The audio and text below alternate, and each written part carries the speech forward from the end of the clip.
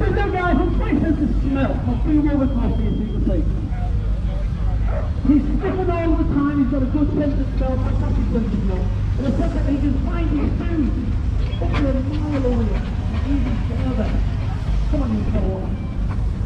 As he walks past, you can see his nostrils. Look at his feet there. All over his left ear. Also, if you look very carefully, his ears and behind his eyes. See what we call the turkey buster.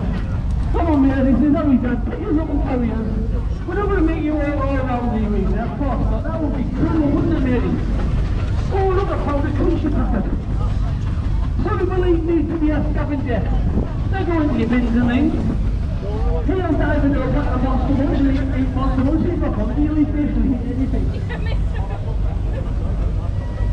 The third task again. These are guys are attached to his leg actually. So if he wanders off, we should be at the gym.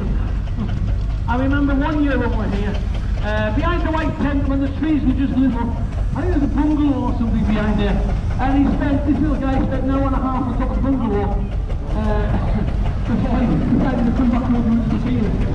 Come on, baby, hurry up, come on. Come on, bring the engines in. Here you come on. Good boy, there you go.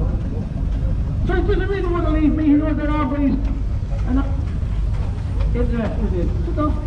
Let's go over and see everyone. Come on. Hey, Gordon. Come on. Charlie, again. He's about 25 years old now. He's probably a year or two older. Come on, Gordon. He's going to that. What was a little bit older than 25 even? I've had him for 25 years. And I think a year or two old when I got him. He was bred in Belgium. Out of all the